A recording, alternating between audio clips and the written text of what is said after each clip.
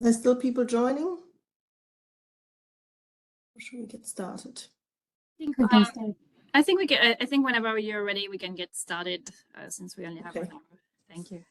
Then we should use the time. Yes, let me welcome everybody to this very exciting fifth social cohesion seminar today, which is jointly hosted by the World Bank Social Sustainability Inclusion Global Practice Team and the German Institute of Development and Sustainability, or short IDOS.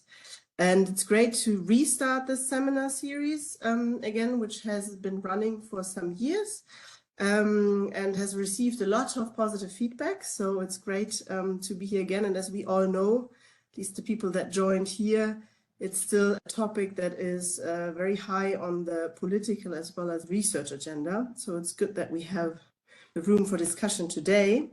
Also at IDOS, we continue working on this topic, now with also a displacement focus, and that nicely leads me to the presenters and the topic of today, who are Salma Mousa and Alexandra Scacco, and they will present their research in different contexts on intergroup cohesion. Let me quickly introduce those two great researchers to you, if you don't know them already. So Salma Mousa is an assistant professor of political science at UCLA, and her research focus in the past years has been a lot on how to build social cohesion in different contexts around the world. And Alex Scacco is a senior researcher fellow at WZB, the Berlin Social Science Center, and as I just have learned, also now a professor at the University of Hamburg in Germany of conflict, migration, and health in the global south.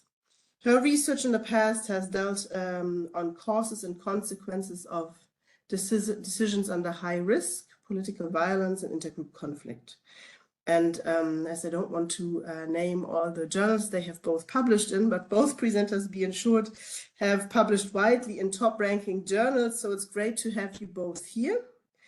We have in total until like an hour, and both presenters have 15 minutes for their presentations, and then Stephen will give a comment of about 10 minutes, and then we open the floor for questions and comments as well. So without taking any more of your time, let me hand over to Salma now to start with her first presentation.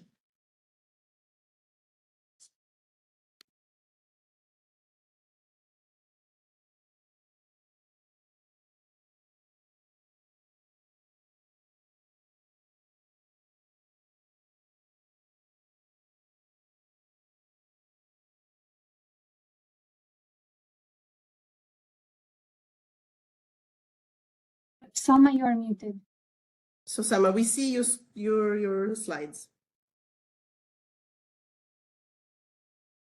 Okay, now I'm unmuted. Okay, great. Thank you so much for that introduction and for inviting Alex and I to share our research. We're always really excited to connect with practitioners and also learn from you folks. So please feel free to ask questions in the chat and follow up by email if you'd like. So I want to very briefly describe what social cohesion is, and then 3 interventions which we have some evidence for that seem to be effective in building it. So first, what is social cohesion? So it's hard to define, but in that little graphic on the right, you can see it's a mix of different things, but the core parts of it are people from different backgrounds cooperating for some shared common good. They should trust each other, they should tolerate each other, and they should share some kind of identity. Even if they have other identities as well, there should be something that they have in common. So there's 2 main buckets of interventions to build this. So you can think of them as being institutional level and grassroots level. So at the institutional level, we have the things that affect really the structural roots of conflict, the structural roots of power imbalance. So you can think about things like power sharing agreements, peace treaties, desegregating schools, basically anything that goes toward equal rights and equal opportunities. That has to be really addressed first, ideally. And then at the grassroots level, we have interventions that aim at improving the everyday interactions between individuals. So some examples of those are intergroup contact and perspective taking. And so the three interventions I'll be touching on today are contact, perspective taking, and then one from this more on the institutional level, which is creating a shared inclusive identity. So to start with the contact hypothesis, so this is a theory that came out in the 50s by a man named Gordon Allport, and he was trying to think through how desegregating the US school system would affect intergroup relations in the US. And so the key idea is that positive cooperative contact between people from different social groups, especially when that contact involves an equal power status. So even if in society the groups are unequal, as long as in the context of the contact that's happening, that it is equal, so like in a classroom, for example, that he expects that this kind of contact will reduce prejudice, it will form friendships, and overall, this will improve intergroup relations. There's a problem with just looking at correlations, though, between people who have friends from different groups and how tolerant and trusting they are, which is that people who are already more tolerant and trusting are the ones who are more likely to have those friends. So actually, what we need in this case is an experiment where we randomly assign the contact. That way we don't have to worry about people who are already more tolerant choosing to take part in that contact. That will tell us what the average effect of contact is just for a regular person, not someone who chooses to be in those kinds of spaces. Excuse me. So to give you one example of a contact experiment, and Alex has several of her own. So this was a study I ran in Iraq, in post-ISIS Iraq. And so this was right after the genocide of ethnic minorities there, mainly Yazidis and Christians. And this experience really hardened group identities. It increased distrust and social segregation, and even increased support for self-defense militias and reprisal killings. So how can we build social cohesion in a setting like this? Using contact. So the details of the experiment were that we wanted to improve the Christian tolerance toward Muslims, because in this particular town, Christians were the majority.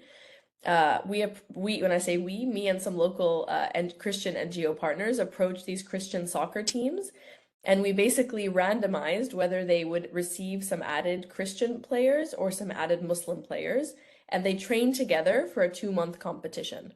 And so sports are a setting that really meet a lot of those criteria that Allport laid out for ideal contact.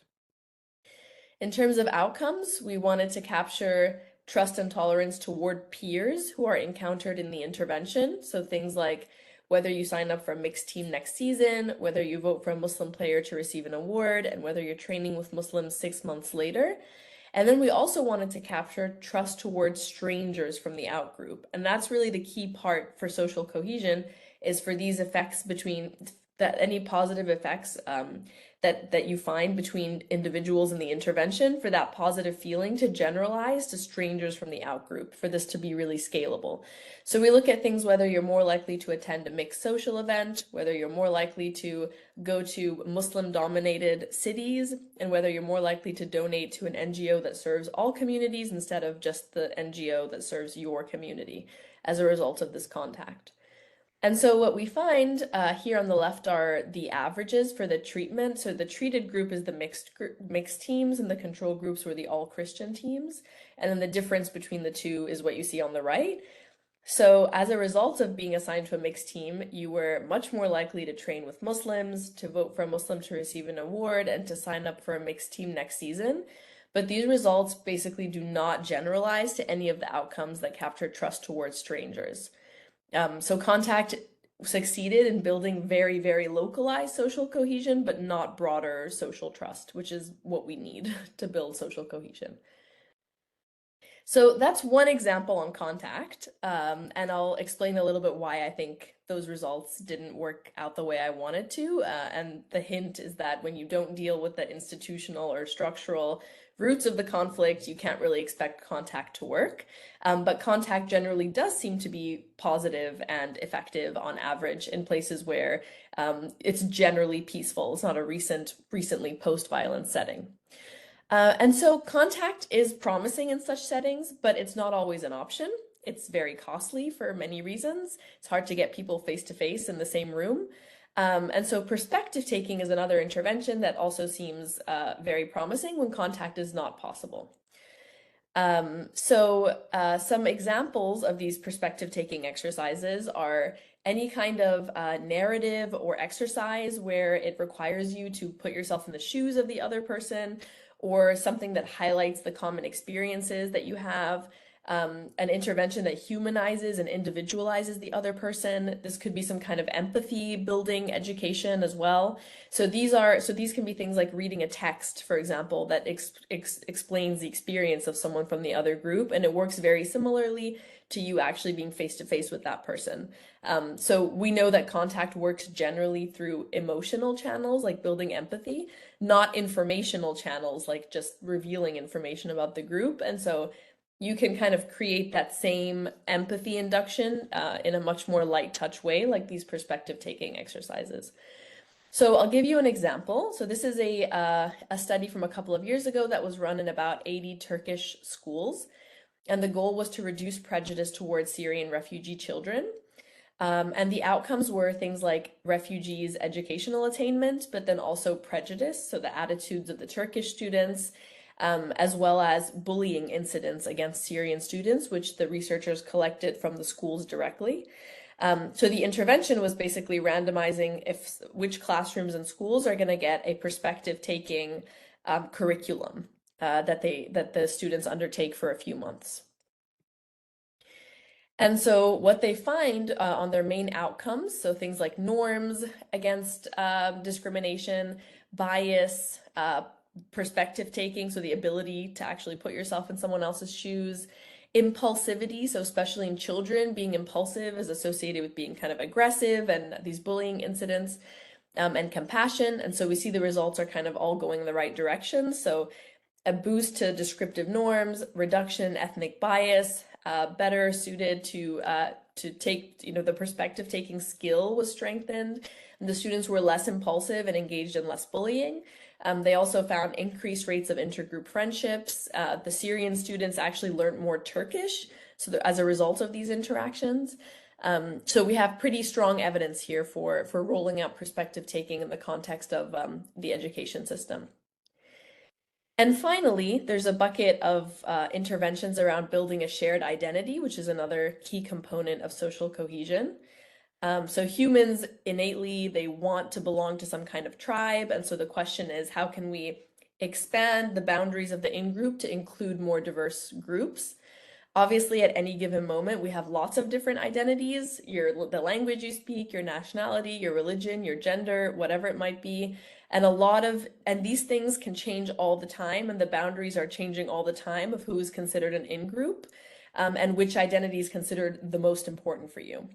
And so from a policy perspective, the best identities are the ones that people can opt into. So people can choose to join if they want to join. It's not based on some immutable characteristic that you have that you can't change, like your religion, for example. So the US is actually kind of good at this. So if you look at the big American holidays, things like the 4th of July, that's something that any immigrant, for example, regardless of their background, can choose to participate in. Thanksgiving is another one. I mean, there's a lot of complications and problems with Thanksgiving as a holiday, but it's a secular holiday that anyone can join in on if they want to join the American national identity, for example. Here's a screenshot I took from Wikipedia of Italian national holidays, and you might notice if you look at these, this is a pretty common pattern across Europe, which is that almost all of the national holidays are highly, religious holidays. So this is an example of kind of not the best approach if you want to include people from different groups in a shared identity. So an example of a study that tried to actually encourage a shared identity is this field experiment from Malawi. And so what this researcher did was she used this national debate that was happening around a new flag. And the idea was that if you encourage people to think about this national debate about the flag, which is supposed to include lots of different groups, reminding people of their national identity can override the ethnic identity, which can cause conflict. And so in this experiment, half of the participants were encouraged to discuss the symbolism between the two flags that were being considered for Malawi. whereas the other group got, I think, a placebo, or they didn't see this discussion at all. And so the results were that the group that actually was exposed to this debate about the national flag, it encouraged respondents to basically ignore ethnic differences. This just being primed with the flag in the discussion increased trust in people from other ethnicities, and it also reduced trust toward people from your own ethnic group. And that's kind of ultimately what you want to move toward, is reducing this in-group bias and moving toward kind of trusting people from different groups equally. And so the idea is that, building a shared identity in diverse societies, this is a challenge that the Europeans faced in the 17 and 1800s. It's not like a new thing. There's nothing special about Africa or other contexts that means that we can't build these shared identities, even in highly, highly diverse societies. And in fact, most modern nation states have had to do this at some point. So to wrap up, there's a big caveat to this whole presentation, and I think it was maybe most clear with the first study on soccer in Iraq, which is that these grassroots interventions like contact and perspective taking, they are really most effective when the structural roots of the conflict have already been resolved. So I think I didn't find these generalized social trust effects in my contact study because it wasn't really rational for people in this recently post-violence setting to start trusting strangers. So you have to make that rational first. You have to deal with the security environment, deal with structural protections for minorities, deal with those basics in terms of the roots of conflict, and then we can start thinking about improving daily interactions between people.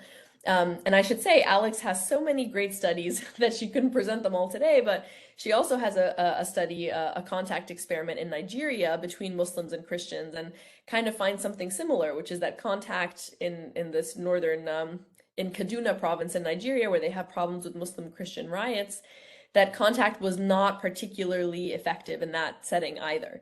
And I think it's generally for the same reason.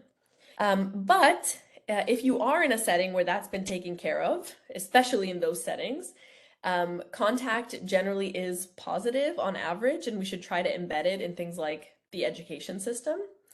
But it is also very costly to set up. So if you're not able to set it up and bring people from different groups face to face, perspective taking is generally very positive.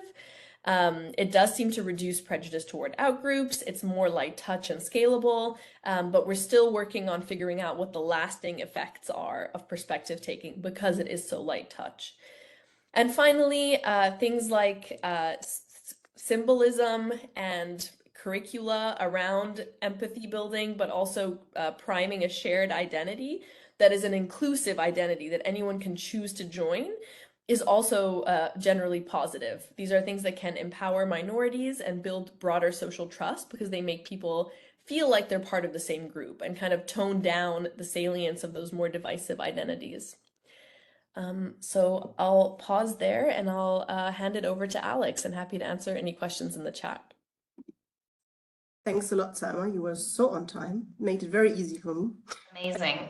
That was great. So All right, go I'm gonna now screw everything up. No, let me try to Please share your share screen. my. Okay, hold on one sec. And then, okay. All right, great. I hope you guys can see the slides. So now I'm going to jump into one very specific example of a study. After Salma's beautiful overview, we can go a little more into the weeds. And coincidentally, this is a study that Salma and I did together. It was a challenging one, but a really rewarding one. So we're going to look at a contact intervention, looking at interactions between Syrian refugees and Lebanese natives in contemporary Lebanon. Okay, so what motivated this study? As Salma has suggested, this is like a really fruitful research area within the social sciences. There's been kind of an explosion of contact intervention studies in the last 5 years especially, but there's still lots of open questions. So we wanted to look particularly at the effects potentially of contact on refugee-host relations, which is something that, there's people are increasingly on the move, but we know a lot less about this. Most contact studies out there deal with kind of groups that have enduring relations for a long period of time. And we were also interested in whether there might be interaction effects, ideally, hopefully positive interaction effects between introducing contact and empathy education. So contact is one thing, but can combining contact with content like empathy education actually improve positive effects? We have some evidence that anti-refugee prejudice is on the rise in recent years, and I would say there's a lot of contention around refugees in Lebanon, our research setting. But we don't really know how effective contact and empathy, like independently or together, are in these kind of settings.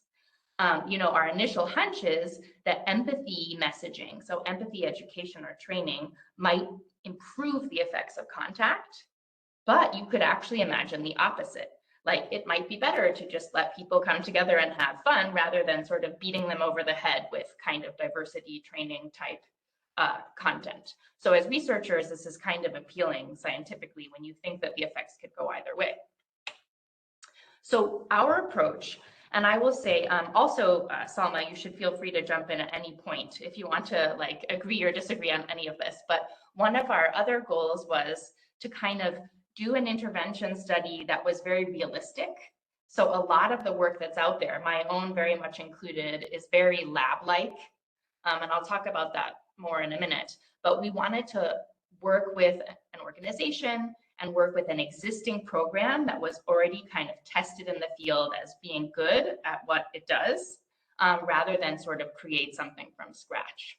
So we worked with a wonderful organization called Amel in Lebanon, an NGO, who had a kind of flagship psychosocial support program that was funded by UNICEF, very well received, very popular. And so we decided to design an experiment around this program. It's called the Family Psychosocial Support Program, FPSS. And so we'll talk about that more in a minute. Okay, so Salma's beautifully talked about contact and Allport. I would say that she's right in that she's like hesitantly positive about contact's effects. I think contact is one of those great hypotheses that's really easy to get your head around. It seems really intuitive and people seem to love it, like both in academia and in the practitioner world. But I would say overall, like, you know, we've got an accumulation of evidence in the past decade and some really good meta studies. I would say that yes, contact often has positive effects, but they're often very small. So both in Salma and my work, plus others, there have also been sort of subtle shifts in behavior in a positive direction, and sort of less clear evidence on shifts in attitudes. I would say it's a bit of a mixed bag. So we should not throw it out the window, but it's not like a panacea. We were also motivated substantively by this idea of bringing together relatively new neighbors as opposed to groups that have lived together for a really long time in the same place in conflict. Also, most existing studies, just for scientific reasons, want to isolate the effects of contact from other things. So they will bring people together and deliberately not have the kind of overt peace or empathy messaging that we're going to bring in. And finally, a lot of field-based studies, you know, even if they're really good ones, are often very labby in the sense that like they create a program that doesn't already exist. It can be a really artificial sort of situation. So a study I did in Nigeria created a computer training course and brought Christians and Muslims together. And, you know, we basically built this thing from scratch. And did a lot of measurement, like we measured everything under the sun, but you know, a lot of it wasn't very realistic, like using measurements with very specific lab gains. So there's a lot, you know, we can do still in this area, and we're going to talk about our latest attempt. Okay, quickly, the context. I don't know how much this group knows, but Lebanon has the highest ratio of refugees to natives anywhere in the world. Syrian refugees make up fully 25% of Lebanon's population. and they are kind of in a contentious situation. So there are very restrictive and discriminatory policies towards Syrian refugees on the ground, let alone any kind of path to citizenship, which doesn't exist. Syrians, can't practice law or medicine. They can't buy property. They're under movement restrictions. And then every so often you have these like really intense forcible deportation. And there's a lot of tension, particularly given that Lebanon is in a really tough economic situation right now. So there's tension around, oh, Syrians get all this international aid. What about us? Are they taking our jobs? Why is the state supporting them and not us? And then really crucially, right now, there are very few opportunities for like actual deep contact between Syrians and Lebanese. Just structurally, for example, the way the school system is organized is that Syrians and Lebanese even attend different shifts. So, one group attends in the morning, one group attends in the afternoon. So there's many, many, many Syrians in the country, but there's not a lot of like structured contact. Okay, quickly, we worked with Amal, a wonderful organization that I have to say, although they're not researchers and they didn't have experience with RCTs, they were incredibly open to all kinds of ideas having to do with randomization and thinking really carefully about research ethics. So I've done this a bunch of times, and this was a really good partnership. They do a lot of anti-poverty and mental health kind of programming, and their FPSS is actually their kind of flagship program with children. About 65% of participants in FPSS are Lebanese, 35% are Syrian, and 5% are Palestinian. We did this intervention in 3 locations. So in Hayel Salom over in Beirut, in El Ain up in the north, and then Kamed El Los. So we had pretty good geographic spread. Okay, so what do we actually do? We basically wrapped this existing program into a field experiment where we did a baseline survey 2 weeks before the intervention, and then an endline survey 2 weeks after the intervention. And we asked the same questions pre and post. So we can really boost our efficiency in seeing if there are changes within and across individuals. The intervention lasted for 12 weeks. These FPSS classes or groups had about 10 to 12 students each. Students were from around 11 to 15 years old, both boys and girls, and each session took about 2 to 3 hours. We initially targeted 1,000 Lebanese and Syrian children. We wound up ultimately reaching closer to 900 in the end. We advertised in local public schools, and we tried really hard to get a 50-50 balance, but we wound up with a 60-40 balance of Syrian and Lebanese participants. So I'll show you a picture of this. It's a 2x2 factorial design in a minute, but in addition to having some homogeneous and some mixed groups, so that's the contact arm of the intervention, we had a second arm focused on the course content. So the control had a health and nutrition curriculum where they focused on things like, diet, exercise, health in the digital world. And the empathy was the treatment curriculum that focused on conflict management skills. Outcomes, which again, we measured on a survey 2 weeks post-intervention, looked at prejudice toward the outgroup, empathy and conflict management skills. And then 1 month post-treatment, we had a behavioral set of outcomes where we invited everyone in the study to join some social and cultural events where we very clearly signaled that these were inclusive of the outgroup or even focused on outgroup culture. And so we also looked at whether people who were in treated groups were more or less likely to attend these events. So showing this a little simpler, our design was, hoping to target 1,000 subjects, and they were placed into either heterogeneous or homogeneous classes. So heterogeneous classes are mixed Syrian and Lebanese. Homogeneous are either all Lebanese or all Syrian in composition. And then everyone was also assigned to either the conflict management, empathy curriculum, or the nutrition and health curriculum. Okay, I'm gonna quickly just present a few set of results, but I don't have tons of time, so I'm happy to talk more about this in Q&A. So our design allows us to look at the effects of contact by looking at the effects of the intervention on those who were in mixed classes versus those who were in homogeneous FPSS groups. It also allows us to look at the effect of the curriculum by looking at those who were assigned to the empathy curriculum versus those assigned to the nutrition curriculum. And it also allows us to look at the interaction effects of both. So I'm going to say, because there's a little bit too much going on this slide, I would focus mostly on this right-hand column, the treatment effects. So contact, again, this is being in a mixed versus homogeneous FPSS class for 12 weeks.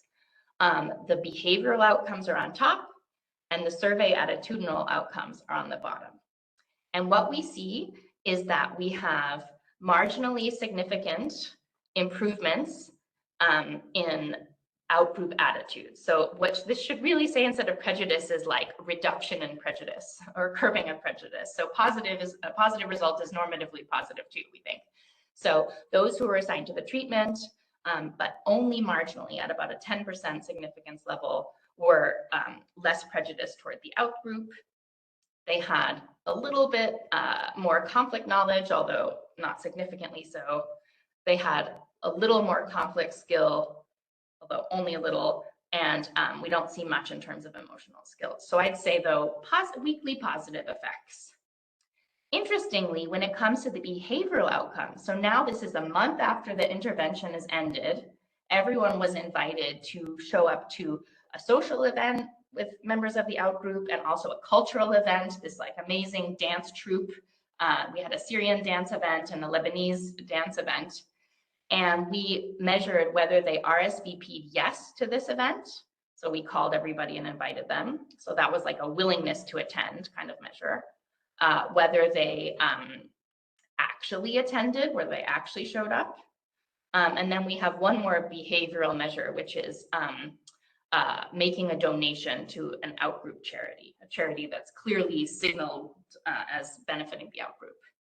And we find really not a whole lot here from contact. If anything, those who received the contact were a bit less likely to actually show up to the post-treatment event. So this might just be sort of saturation, like, hey, we've had a lot of contact, we're feeling fine as it is, but it is interesting and unexpected. Okay, now looking at empathy, we see slightly stronger positive effects here. So those who were part of the empathy as opposed to the nutrition curriculum experienced more prejudice reduction. And this one is like a properly significant effect. That's what the dark blue color shows. We don't see much in terms of conflict skill. We see weakly significant improvements in emotional skills. And we actually find something interesting, which is that those who participate in this empathy curriculum seem to display less conflict management knowledge. So one thing that may be going on here is that they're just more aware of the stakes and they're more aware of the possibilities. Anyway, so I would say weakly significant positive results on contact with respect to attitudes and a bit more significant results with respect to curriculum. And then very quickly, because I'm running out of time, we find pretty much almost no effect, no interaction effects. It doesn't seem that contact really improves empathy's effectiveness or that empathy training really improves the effectiveness of contact. I wouldn't, look into too much to this green point here because that's not even really statistically significant.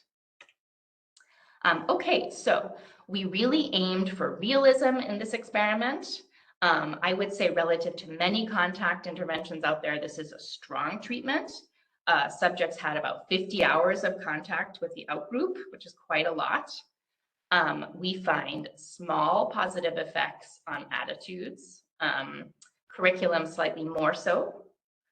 We don't find much in terms of interaction effects of them working together to boost the effect of the other. And so this really made me think and made us think, and it really relates to what Salma said in her previous talk, that contact is really costly and logistically burdensome to implement, especially in a post-conflict setting, especially in a place where people have a lot of antagonism and there's a lot of uncertainty and economic crisis in Lebanon. And given that we found equally good, if not better, results on the empathy curriculum, which, you know, in principle could just be implemented in schools and you wouldn't actually have to physically get people from the groups together. You know, it's not like we're pro-segregation, but it is worth asking, you know, how worth it is it investing in this type of contact intervention? And if interested in the Q&A, I'm happy to talk about some of the measurement decisions that we made. So we really wanted to be realistic. We wanted to have actual behavior, like where people got invited to events and do they show up, as opposed to like lots of complicated lab games, which is sort of what I've done in the past. But it's interesting to think about how to interpret this realistic sort of results. So that's all. Sorry that I went slightly over. Thank you, Alex.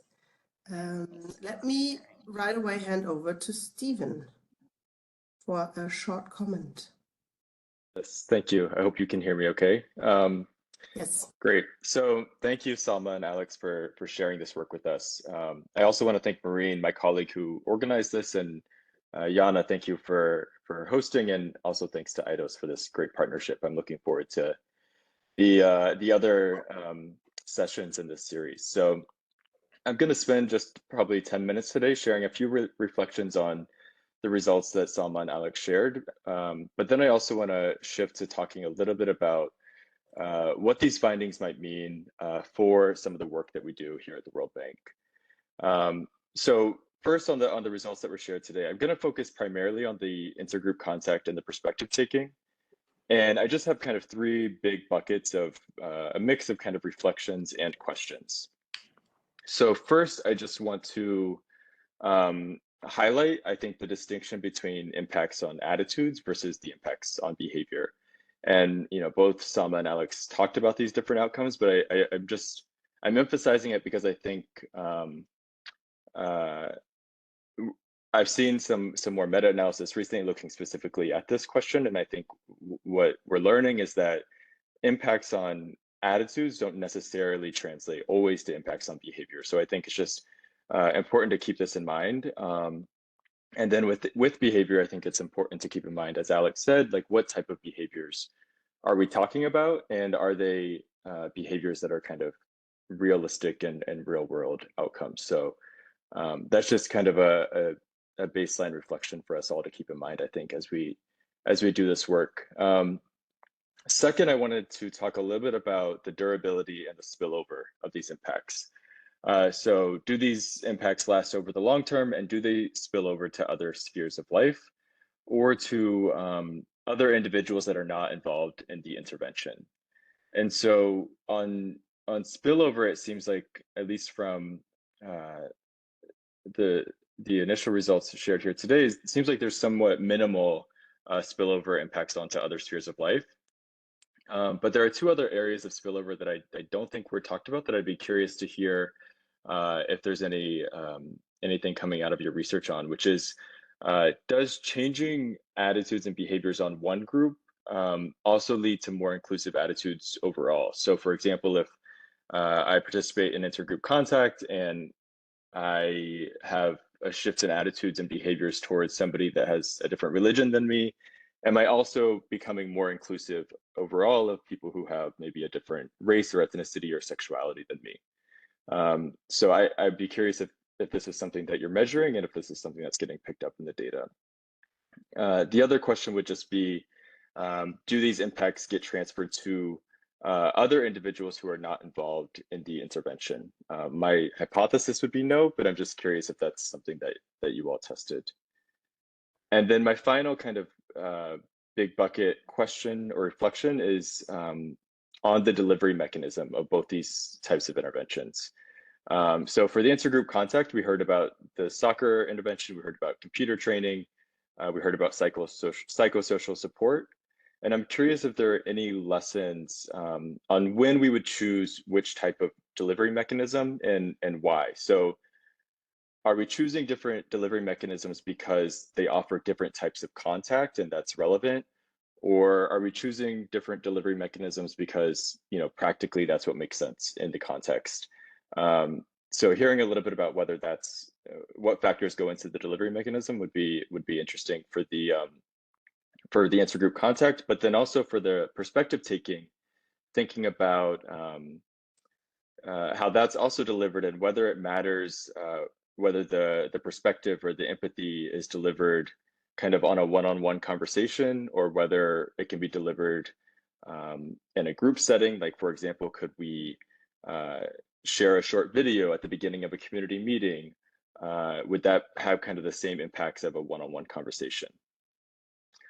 So all of these kind of big topics that I'm thinking about, I'm asking because I think they are fairly relevant to kind of project design, but also to scalability of these interventions.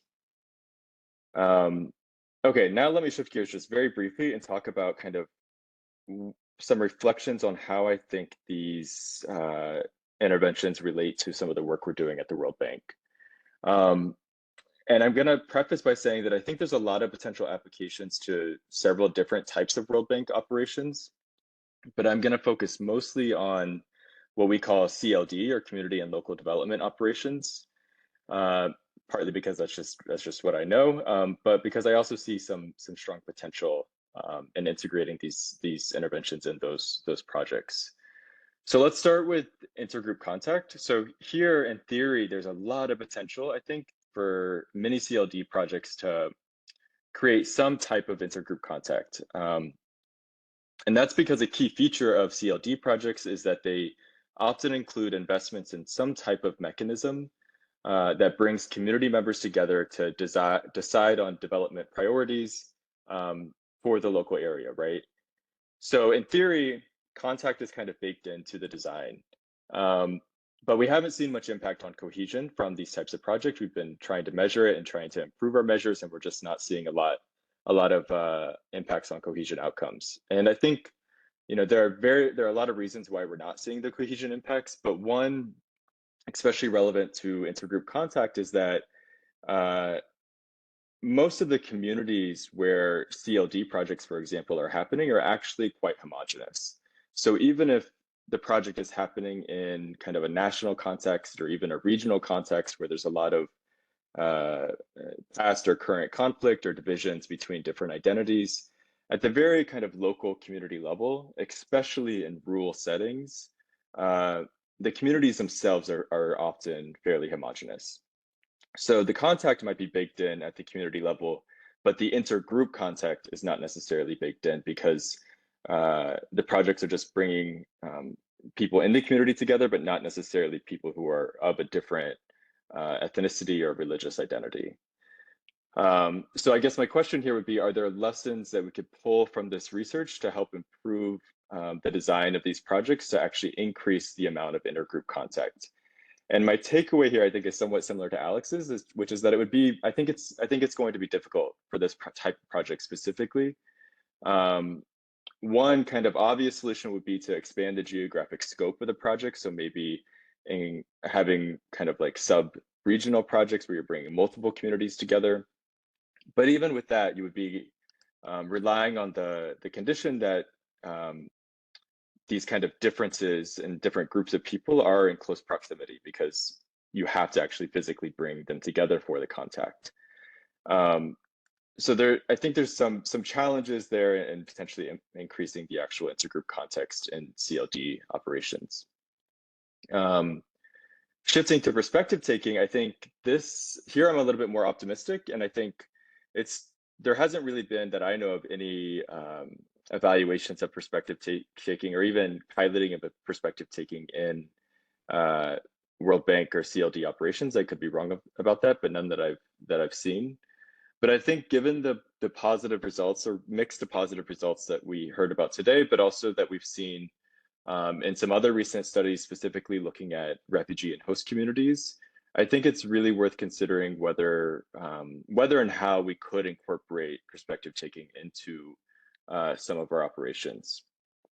And I think there's potential for a couple of reasons. One is that specifically with CLD projects, inclusion is kind of a core principle of the projects. And governments are increasingly saying, you know, they want to have some type of inclusion focus in the projects that they're implementing.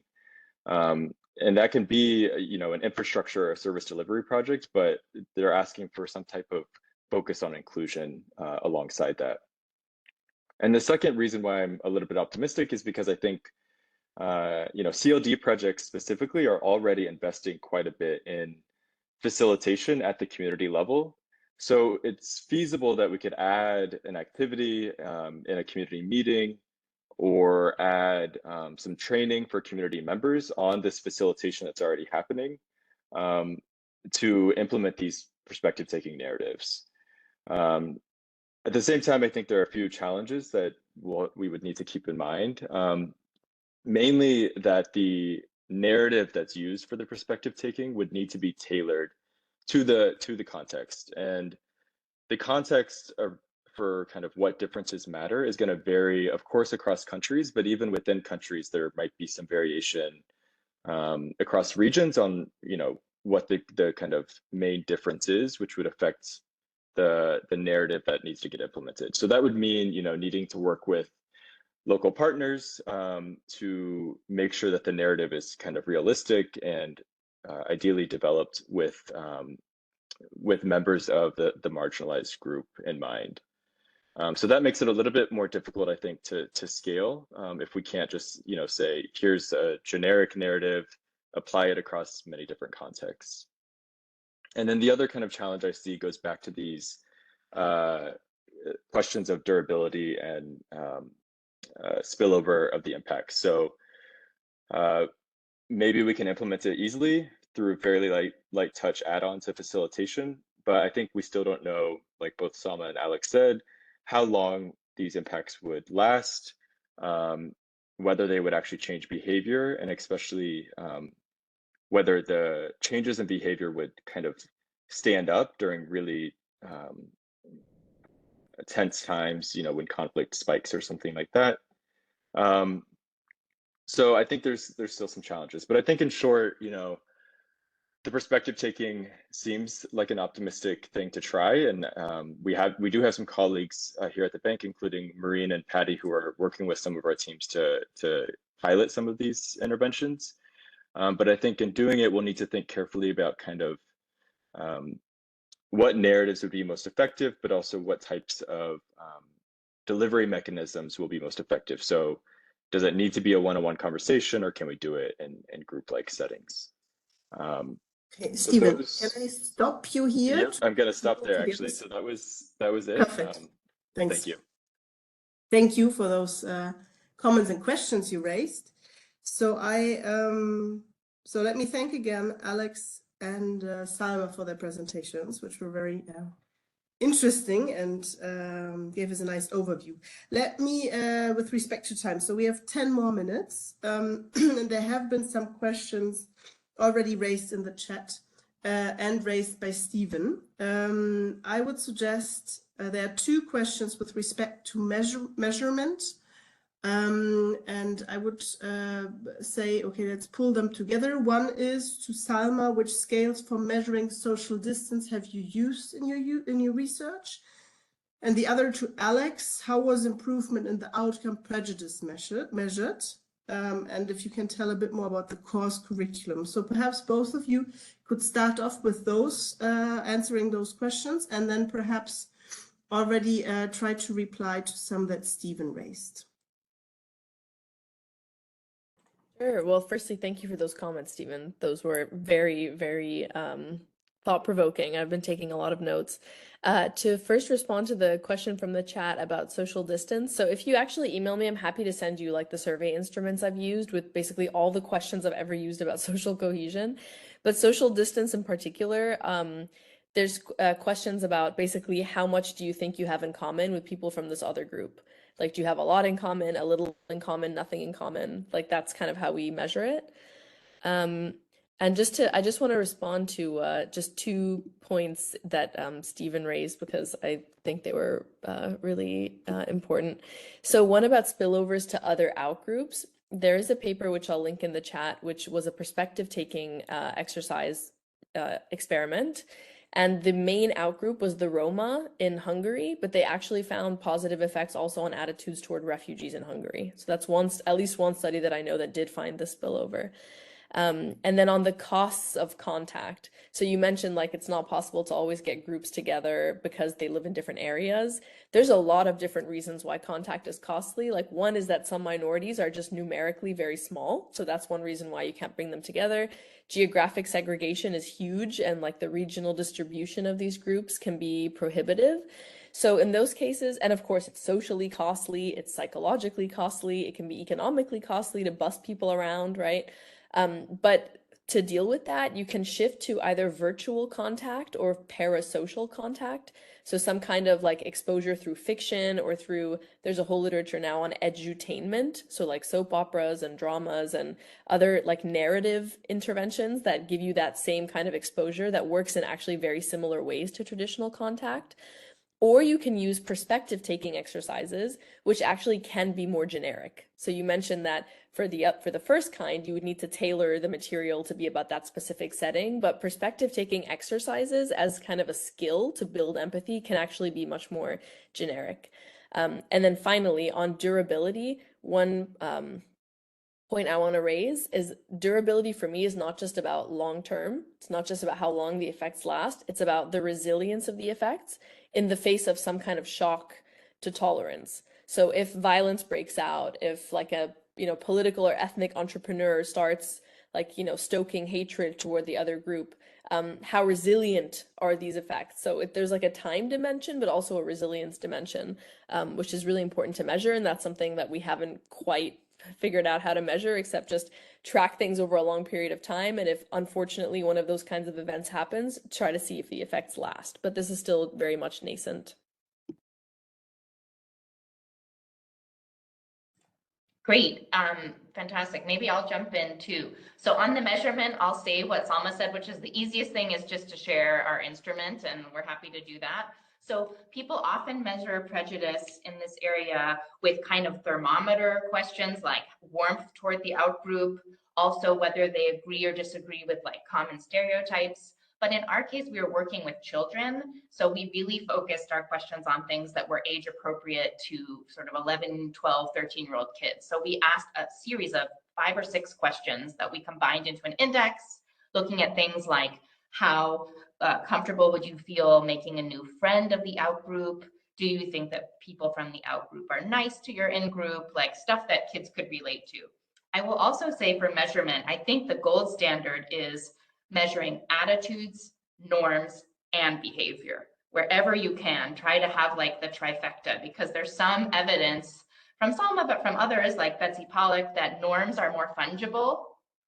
And norms can be very important. Like if you think important people in your community have attitude X, even if within your heart you don't have attitude X, you might still curb your behavior. So that's just one quick thing on measurement. And then I agree, these are really awesome questions. And now I'm totally thinking about how you guys can incorporate, like experiments into your programming. I don't know that much about this CLD, but it sounds really interesting. So quickly on durability, Salma's right about the shocks. That's really important.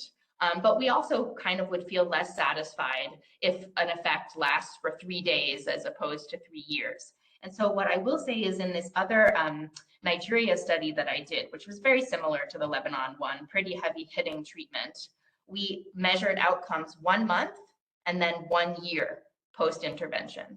And what we found was that 1 month after the intervention, the results absolutely generalized. We asked about all Christians, about all Muslims, about all Christians in Nigeria, all Muslims in Nigeria. Then a year later, what we found is that actually we still found positive effects, but they were only with respect to people within the intervention. So the window of like tolerance really shrunk. Now, it's interesting, normatively speaking, what's the right thing to do? Maybe you want to have like little nudges every so often, like, hey, every 3 months you get like a little message. Remember that great experience that you had doing such and such in Lebanon? Maybe you can infuse like a positive memory or something. But yes, I do think durability is important, and I think we don't know enough. The last thing I was thinking about your, community meetings that you bring people together. So first of all, are you interested in other types of cohesion? Like, could you look at the effect of this kind of activity on gender attitudes and norms? Like, you can have mixed gender maybe in some contexts. Or what about on social class? So, if you're not only interested in interethnic cohesion, there's a lot you could do. Now, if you really care about interethnic cohesion, then you should do some of this in urban areas, like urban Lebanon, urban Nigeria, urban India, urban Indonesia, where the groups rub elbows with each other directly and have a lot of conflict.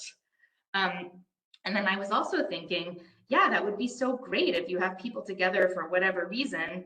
Why not do some of these perspective taking exercises and maybe see if, like, at the end, if people are interested in donating some of their resources to the outgroup, even if they live far away. Or, if there were extra resources that could be provided, can you become interested in, like, the plights of an outgroup, even if they're far away, and still allocate resources to them? Anyway, thank you. Those were great. Thanks to you both for those answers already. And as we won't be able to answer all questions, I think they will both also be reachable via email. But let us raise some of the larger ones. So one is whether, Alex, that goes to your, Salma was involved in that research, whether it's very specific to the group of participants. You were talking about spillovers now, but whether to youth, and how is that dependent on parents' influence? That's one question. And the other one is the importance of the kind of contact that you foster. That also That was a great one. So maybe I'll take the first one. So on the Lebanon project, like, all of our questions were asked in a very general way.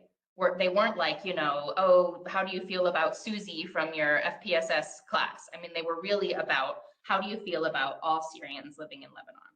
So to the extent that that is compelling to people, I would say if we find positive effects, that would be an example of generalizing to the outgroup as a whole.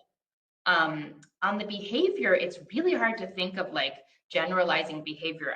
Donation is a good thing. Like, you can donate to an anonymous person from the outgroup. In our case, showing up to these events is inherently specific in a way to the intervention, because they're inviting kind of everyone who was in the study, to get together. So we can't say anything about generalizing to outgroups there. But I think, if you ask the survey questions right, you can get people to start thinking more generally.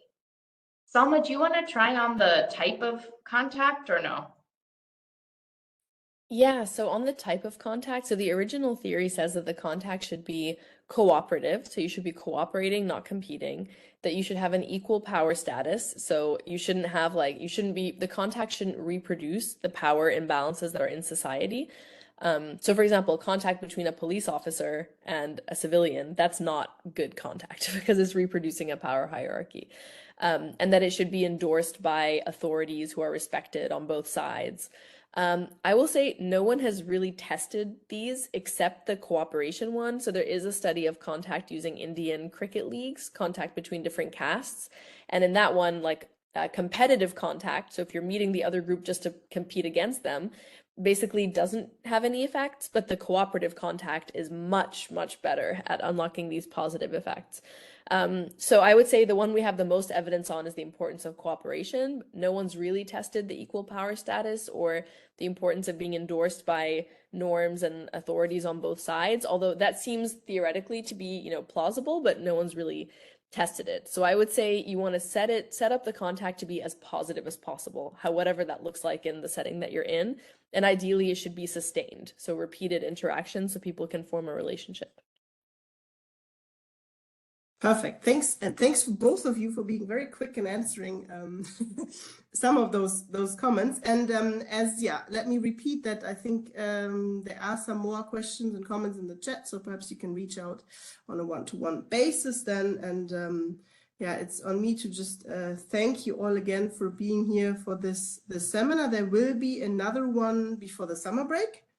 And from our end, we can relate a lot to what you said, as we have just recently done an accompanying research with the GIZ in Ethiopia, and we had the same issues of durability, of effects and generalization. And I think what is also an interesting fact is then policy communication. So what to do with that? And I think that's what Stephen related to with like, so what do we do? And I think that's an important and next step that we as researchers should also be engaged with. And a seminar series like this, I think, is the first nice step to that direction. So thank you all. And I look forward to the next seminar series. Thanks everyone for the great questions, and for Tiana and Marine and everyone for organizing and for the great feedback. Yeah, thank you. This was so fun. Thanks, everyone. Thank you both.